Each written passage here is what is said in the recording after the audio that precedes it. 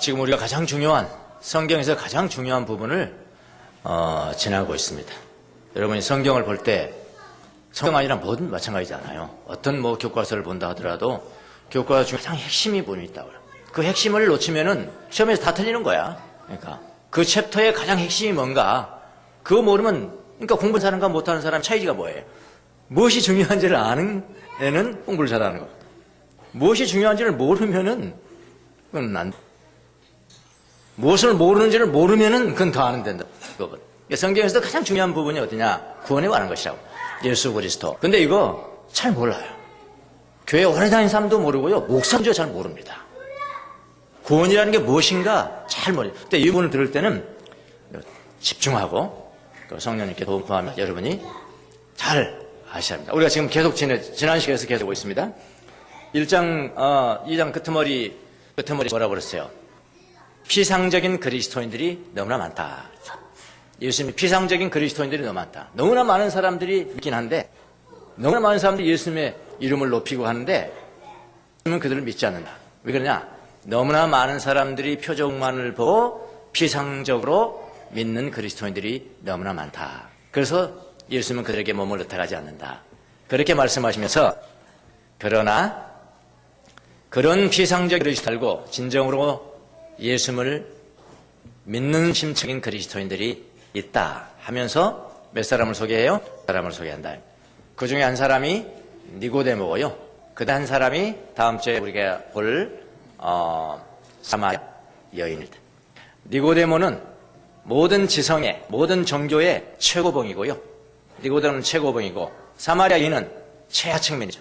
그러니까 최고에서부터 최하층까지 오직 누구를 통해서? 예수 그리스도를 통해서 구원을 받는다라는 것을 지금 하나님께서 요한을 통해서 기록하게 만드신 말씀입니다. 그래서 니고데모를, 그러니까 인물로 보는 게 맞아요. 여기는요. 요한복음 3절.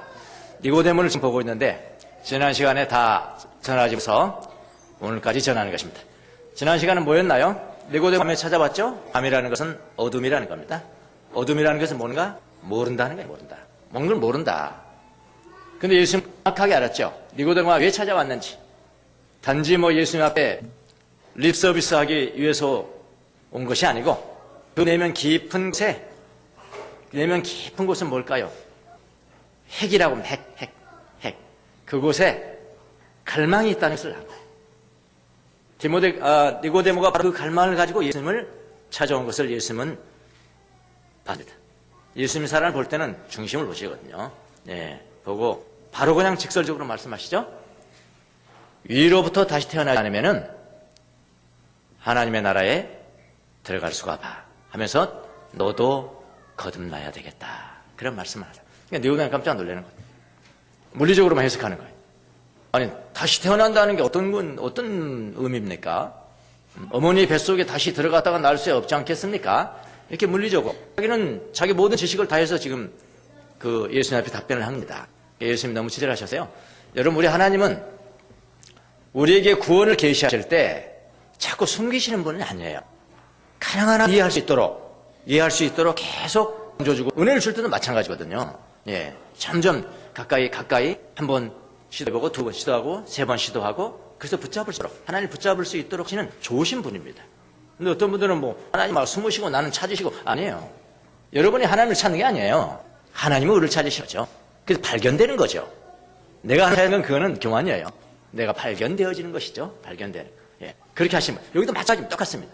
예수님이 니고데모를 설득시키면서 정말 이해할 수 있도록, 그러니까 하늘의 언어를 어떻게 이해를 하겠어요? 그러나 하나님의 도우심으로 내가 하늘의 진리를 이해할 수 있도록 아주 구체적으로 몇 단계에 걸쳐서, 지금 4단계에 걸쳐서 설명을 해 주십니다. 뭐에 대해서? 구원에 대해서. 마이크가 좀 울리는 것 같아요. 네. 그러려니 합니다. 그러려니. 네. 자, 지난 시간에는 거듭난다. 이것이 무엇이냐. 예, 위로부터 태어나야 된다. 라는 거 하고. 됐습니까? 예. 그런 걸 이제 전해준 거예요. 예수님이 전해주니까 그래도 이해를 못 하는 겁니다. 아직도 이거 때문에 이해를 못 해요. 그래서 오늘 이제 전할 게 이제 두 가지 더 던져줘요. 예수님이. 그렇게 친절하십니다. 두 가지 더 던져주는데 두 가지를 던져주자 니고데모는 뭐였고 언제 떠났는지 몰라요. 이해했다는 거죠. 믿었다는 거죠. 심층적했다는 거죠. 구원이 무엇인지를 알았다는 거죠. 두 가지를 오늘 여러분과 함께 나눠보도록 하겠습니다. 자, 성령으로 태어난다. 마지막에 이제 성령으로 태어나야 된다라는 게 말을 했는데 뭐 더 모르겠는 거예요. 성령으로 태어난다는 게 뭡니까? 성령으로 태어난다는 게 뭡니까? 그래서 좀 더 깊이 들어가서 성령으로 태어나면 무엇이가? 첫 번째로 하늘부터 오신 분을 알아야 한다. 13절 우리가 읽었습니다.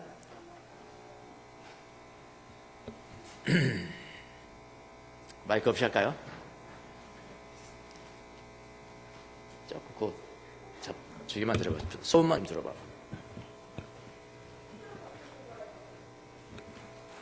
소음만 안 나면 되겠다.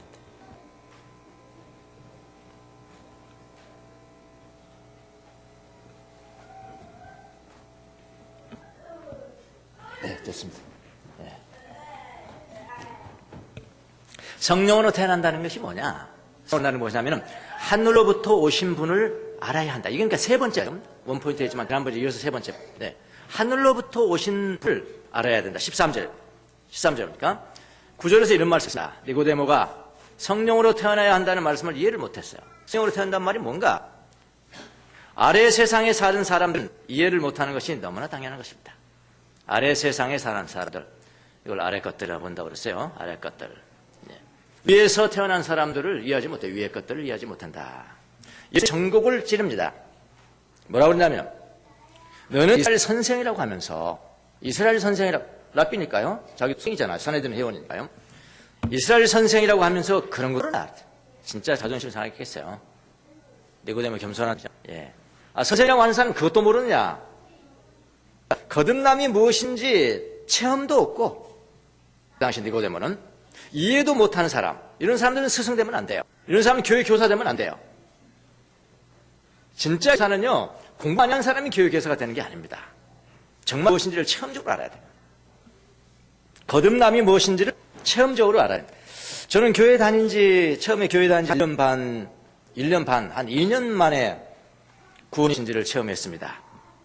그런데 제가 다닌 교회를 처음 갔더니 저는 그때는 구원도 몰랐어요. 뭔지 모르고 그냥 교회 다니까 그런 갈망만 가지고 갔는데 대학 나왔다 그러지 사법연생이라고 그러지 이러니까 굉장히 지식을 가진 줄 알고 교회에서 뭘 하냐면 교회 학교 교사로 임명을 하더라고. 저한테 교사로 임명을 해요. 그래서 저는 기분이 나쁘지가 않더라고요. 좋더라고. 교회에서 날 알아본다는 게 좋잖아요. 고등교사로 임명을 저를 했습니다. 저 그때 생각을 했습니다. 고등학교 정도는 가르칠 수 있지 않을까? 대학을 나왔으니까. 고등학생 정도는 가르칠 수 있을 것이라고 교사를 받아들였습니다. 그런데 제가 고등부 교사로서 할 일이 무엇이었느냐? 선하게 살아야 되는 거야. 착한 일 많이 해야 되는 거야. 그거밖에 없더라고, 가르칠 수 있는 게. 여러분, 선하게 살아야 돼요. 여러분, 선하게 살아야 됩니다. 착한 일 해야 되고요. 공부도 열심히 해야 됩니다. 그래야지 우리가 대학교도 갑니다. 그 정도 하고요. 그 다음에 조금 할 수 있는 것이라는 것은 뭐냐면은 내 주머니 털어가지고 떡볶이 한 뿐이었습니다. 그건 좋아하더라고요, 애들이. 그렇게 좋아하더라고요. 그 정도 좋아하더라고요. 떡볶이 사주니까. 저는 그때 거듭남 체험도 한 적이 없었습니다. 지금 생각하면 아찔하죠. 아찔합니다. 아무리 이 세상에서 지식이 있고 리더십이 있어도 거듭남의 체험이 없는 사람은 교사하면은 앙대요. 이건 다른 겁니다. 세상에서의 지식의 기관과 교회는 달라요. 그러니까 이스라엘 선생으로서 그것도 알지 못하느냐 이 말 할 수 있죠. 예수님이요. 예. 하늘의 비밀을 가르친다는 사람이 이스라엘 선생으로서 그것도 알지 못하냐 할 수 있죠. 예수님이 성령으로 태어난다는 무엇인지를 구체적으로 말씀하기 시작합니다.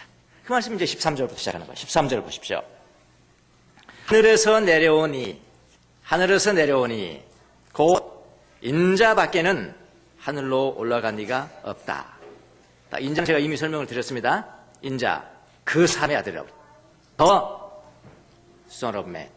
삼의 아들이라는 것은 유대인들은 다 알고 있어요. 인자는 다니엘서에 나온. 바로 내가 인자다. 그런 뜻이라고 그랬습니다. 곧 인자밖에는 하늘로 올라간 이가 없다. 원어에 조금 제가 충실해서 번역을 해볼게요. 충실해서 번역하면 만약 인자가 하늘로부터는 에크예요. 에크. from 영어로는 에크. 하늘로부터 내려오지 않았다면, 아니 과거보다 내려오지 않았다면, 그 다음에 아무도 하늘 안으로, 하늘 에이스입니다. 에이스. 영어로 into예요. into. 하늘 안으로 올라간 적이 없다. 이건 현재 완료입니다. 현재 완료. 그러니까 이런 이야기예요. 하늘로부터 내려오신 분이 유일하시다면, 한 분이시라면 하늘 안으로 올라가실 분도 유일하시잖아요. 하늘에서 내려오신 분도 유일하신 분이라면 하늘에 올라가신 분도 유일하시다. 성령 태어난다는 것은 오직 위의 세상, 곧 하늘로부터 내려온 분,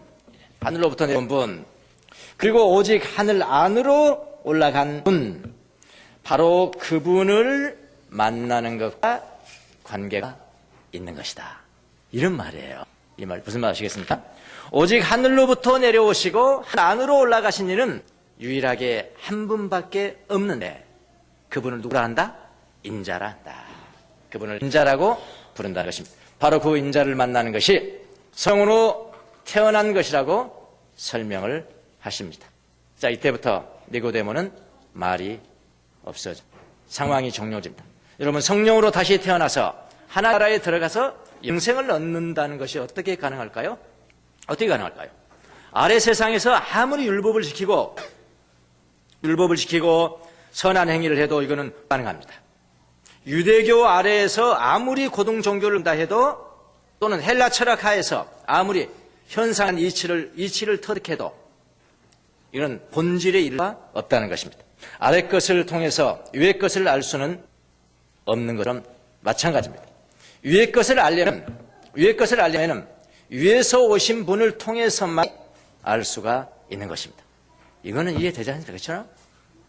그 위에서 아래로 내려오신 분이 바로 인자라고 합니다. 복음은 바로 여기에 있어요. 이게 바로 복음. 위의 것은 위에 계신 분을 통해서만이 알 수 있는데, 바로 그 위에 계신 분이 아래로 내려오셨다는 것입니다. 그것이 바로 복음입니다. 위에서 내려오신 분이 위로 오르실 수 있는 것이다. 여러분, 아무리 하늘에서 내려오신 분은, 아무도 하늘에서 내려오신 분은 없어요, 이 세상에. 그렇지 않습니까? 하늘에서 바로 내려오신 없어요. 아무도 하늘에 올라가신 분이 없습니다. 하늘에 내려오신 분은 유일합니다. 그분이 바로 인자이십니다. 하늘에서 내려오신 분이 오직 하늘에 계신 분을 계시할 수가 있나요? 자, 이 부분 잘 이해하셔야 됩니다. 하늘에서 내려온 분만이 오직 하늘에 계신 분을 계시할 수 있는 것이에요. 그러므로 하나님을 계시할 수 있는 분은 바로 하늘로부터 내려오신 분이셔야 합니다. 그분은 바로 다른 말로는 하나님이셔야 된다.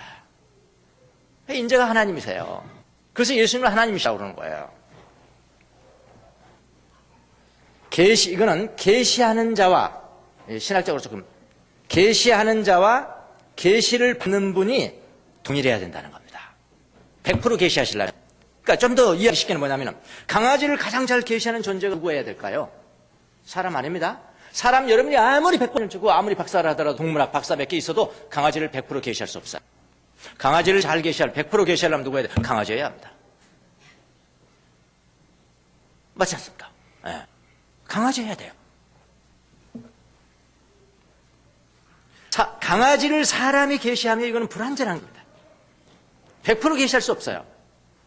그래서 하나님을 100% 완전하게 계시하는 분은 바로 누구셔야 되냐? 그 하나님이셔야 되는 거예요.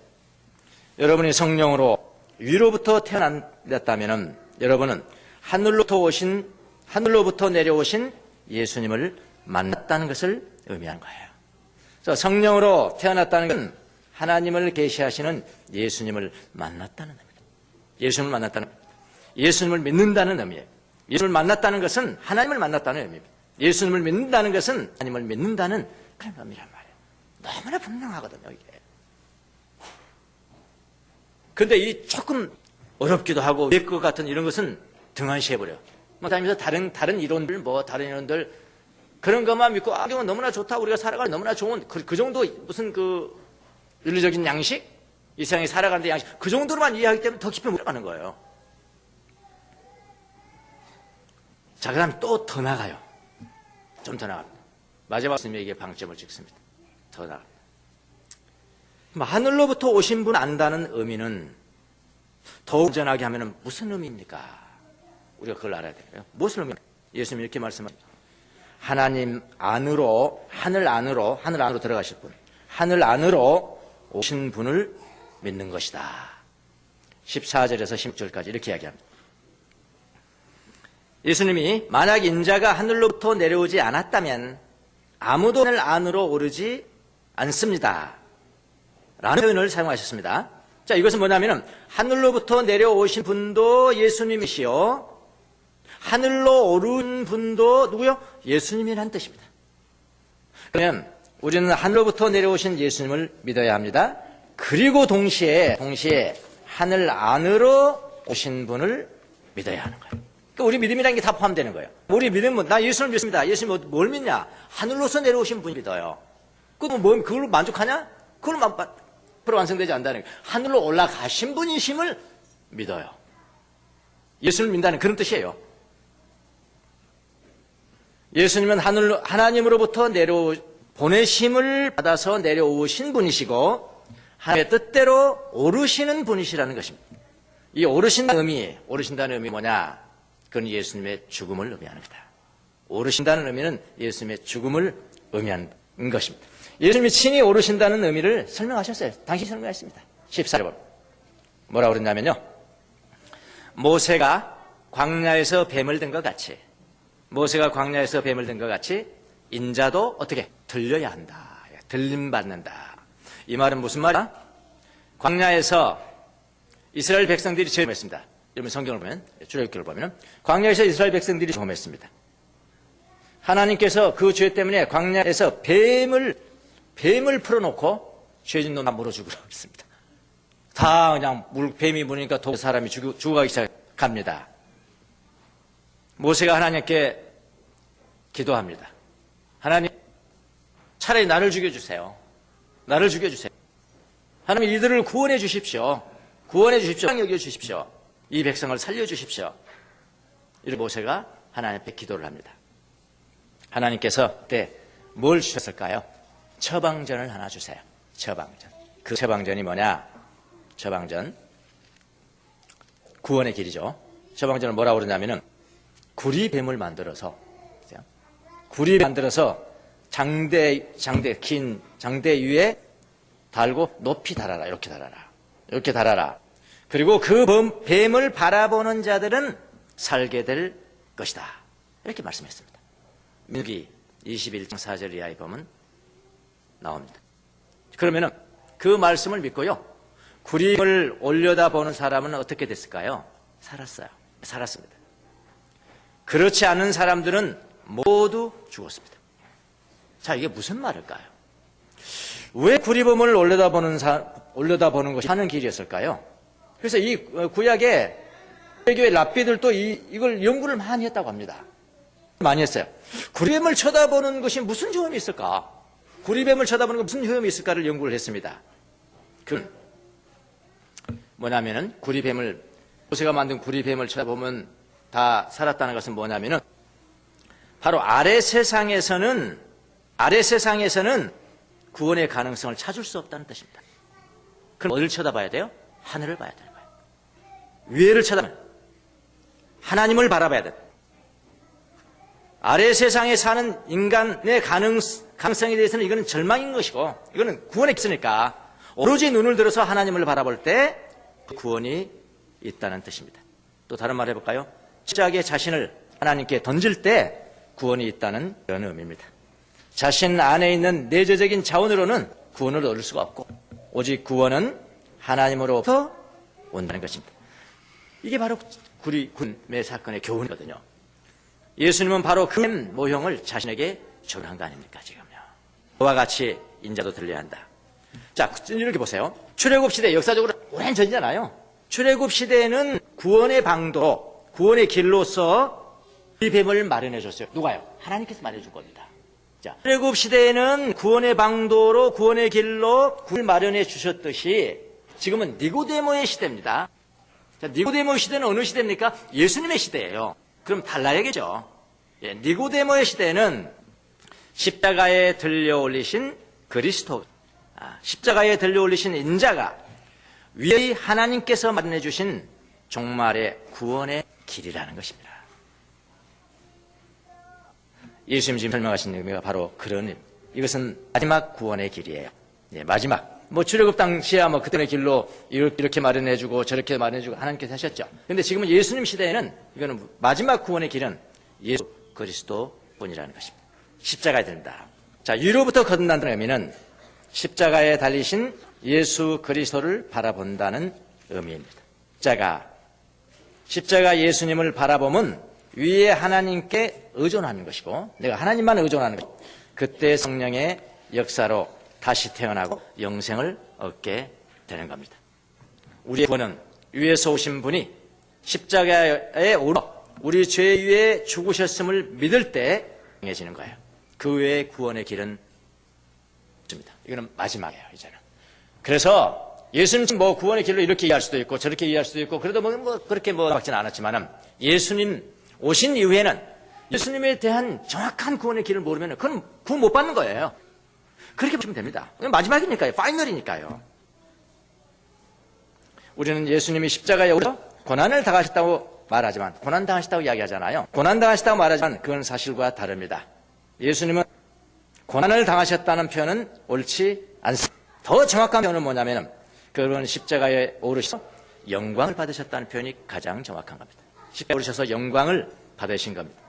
예수님은 영광을 받아서 십자가에 오신 것입니다. 이것은 저주가 아니에요. 저주받으실 때는 그건 인간적인 표현이고요. 하나님의 뜻을 100% 지금 시행하기 위해서 십자가에 못 박혀 죽으셨는데 어떻게 저주입니까? 영광을 받으시기에 오르셨다 그랬잖아요. 오르셨다는 거거든요. 십자가에 오르셨다. 가장 큰 영광입니다. 십자가 위에서 예수는 가장 큰 영광을 얻으셨던 것입니다. 자, 그럼 그것이 왜 영광일까요? 십자가의 길은요, 하나님의 가장 큰 사랑이 드러나는 현장이기 때문에 그렇습니다. 그게 바로 16절로 이어집니다. 16절을 보십시오. 하나님이 세상을 이처럼 사랑하사 독생자를 주셨으니 누구든지 그를 믿으면 멸망하지 않고 영생을 얻을 것이다. 예수님이 십자가에서 대속하여 죽으신 것은 하나님의 인류를 향한 사랑의 표현입니다. 하나님이 우리를 사랑하지 않으셨다면 예수님을 내어줄 수가 없는 것입니다. 하나님은 당신의 독생자를 내어주시기까지 이렇게 생각합니다. 하나님은 당신의 독생자 예수를 내어주시기까지 우리를 사랑하셨습니다. 그러므로 우리는 십자가를 바라볼 때 십자가에서 죽으신 예수님 때문에 십자가에 죽은 예수님이 불쌍해서 온 사람이 있어요. 불쌍해서 울지 말아야 합니다. 그럼 뭐 때문에 울어야 되냐? 우리를 향하신 하나님의 사랑 때문에 울어야 되는 거예요. 나를 저렇게 사랑하십니까? 그토록 우리를 사랑하신 그 사랑 때문에 울어야 되는 겁니다. 감사해야 됩니다. 이것이 바로 십자가의 신앙이에요. 이건 여러분 우리의 신앙의 처음이자 마지막이에요. 알파야 오메가입니다. 그럼 왜 잘 안 되십니까? 뭐가? 십자가의 사랑으로 돌아가셔야 돼요. 이건 전부 전체예요. 전체. 저분은 신앙이 굉장히 좋으신 분이야. 그럴 때 어떤 사람은 뭐도 하고 하는데 아니야. 그거 가지고 평가하지 마세요. 그에게 십자가의 사랑이 있느냐 없느냐. 하나님이 나를 사랑해서 독생자 예수를 십자가에 죽기까지 내어주신 그 하나님의 사랑을 내가 처음 했느냐, 지금 가지고 있느냐, 쓱하고 살아가느냐에 따라서 저 사람이 신앙이 있는 사람이고 없는 사람입니다. 교회는 세속 멤버십 아니에요. 교회에서 가장 신앙인 사람, 예수님이 왜 십자가에 못 박혀 죽으셨는가? 하나님이 나를 그만큼 사랑하셨다는 그 사랑을 체험하는 사람이 신앙이 좋은 사람이고요. 그 사람 형통할 거예요. 어디를 가든 형통합니다. 형통 자체도 세상 사람들이 말하는 형통과 다르지만은 그 사람은 평안합니다. 해요. 이것이 바로 십자가의 사랑입니다. 여러분, 이 세상에 다 망각해도 됩니다. 괜찮아요. 망하지 않습니다. 그러나 십자가의 사랑을 망각하면은 안 됩니다. 절대로 안 되는 거예요. 제가 가장 두려웠던 게 뭔지 아십니까? 지금도 잊혀져 가는 거예요. 뭐가 잊혀져 갈까요? 신학적인 잊혀져 가겠어요? 아니에요. 그건 시험 보느라고 달달달해요. 뭐가 잊혀져 가느냐? 하나님 사랑이 잊혀져 가요. 때로는 감각이 없어져가. 다 알아. 신학적으로 예수님이 이 땅에 오셨고 십자가에 못 박혀 죽으셨고 고난당하셨고, 고난당할 때 채찍만 받습니까? 욕을 받아 조롱당하고 희롱당하고 침을 뱉음을 당하고 뺨을 맞고. 자세히 보세요. 그런데 감각이 없어져. 그 대신 뭐가, 예수님 참 힘들었겠다. 예수님 참 힘들었겠다. 참 힘들었겠다. 예수님 불쌍해.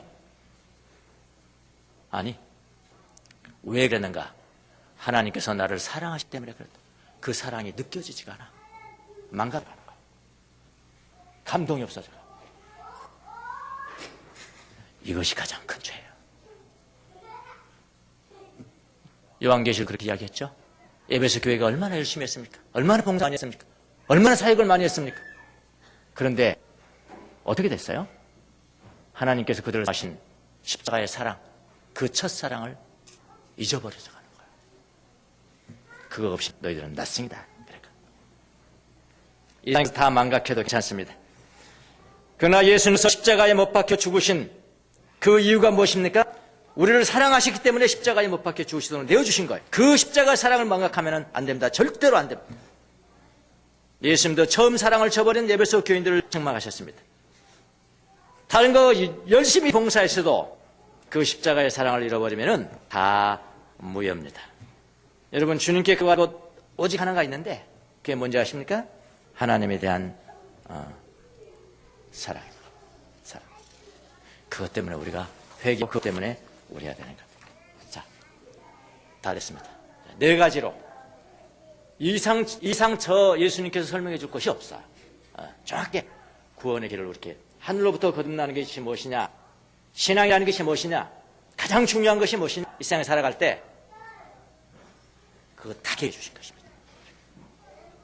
여러분 가운데도 한 사람도 내 성경은 다 알아요. 성경 다 읽어서 다 알아요.